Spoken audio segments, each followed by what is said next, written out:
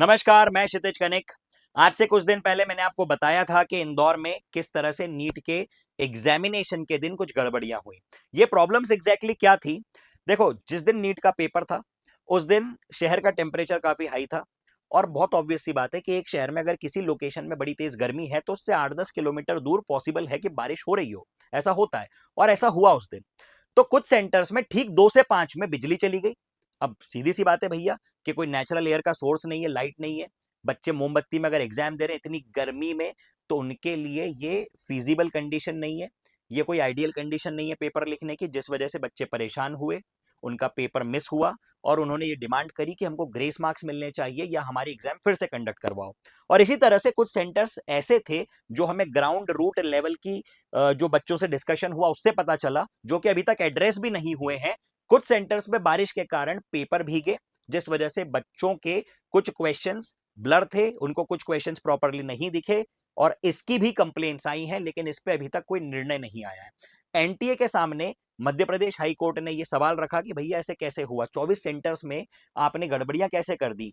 तो आज उनका ये आंसर आया था कि ये कुल मिला के हमने आइडेंटिफाई कर लिए, these are not 24 centres, these are 18 centres, मतलब 24 नहीं 18 सेंटर में गड़बड़ी हुई है।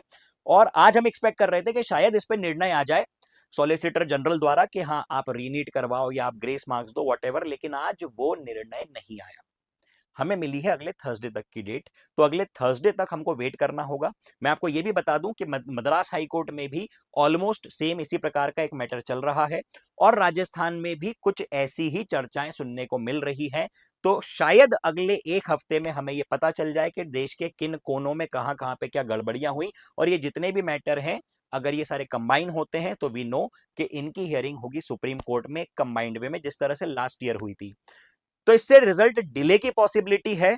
मैं कंक्लूड कर रहा हूं, पूरी बातें मैं समराइज कर रहा हूं। रीनीट नॉट एट ऑल पॉसिबल, क्योंकि मध्य प्रदेश में 18 सेंटर आइडेंटिफाई हुए, मद्रास में कुछ सेंटर्स हैं, राजस्थान में चर्चाएं चल रही हैं। जैसे इस पे कोई कॉन्क्रीट न्यूज आती है मैं आपको डिटेल में बताऊंगा। तो लेट से एट अ हायर साइड के भारत में 40 सेंटर आइडेंटिफाई हुए, तो भी 40 सेंटर्स के कारण 23 लाख बच्चों की रीनीट करवाना इज नॉट पॉसिबल। तो मैं आज यहां पे ओपनली आपको बता रहा हूं कि रीनीट जैसा कुछ नहीं होने वाला है, आप चिल करो।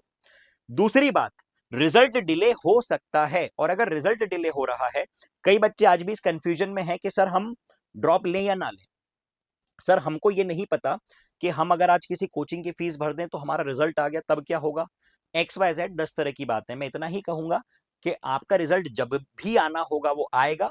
अगर आपको थोड़ा भी प्रॉब्लम लग रही है आपके रिजल्ट में, तो आप अपनी तैयारी पैरेलल करना शुरू कर दो, समय बर्बाद मत करो। अगर आपको ऐसा लग रहा है कि आपका रिजल्ट डाउटफुल है, आप बॉर्डर लाइन पे हो, 10-15 मार्क्स ऊपर या नीचे हो सकते हैं और उससे बड़ा डिफरेंस क्रिएट हो सकता है, तो मैं यही कहूंगा कि समय का सही इस्तेमाल करो, रिवीजन शुरू कर दो, पढ़ना शुरू कर दो। Thank you. जय हिंद, जय भारत।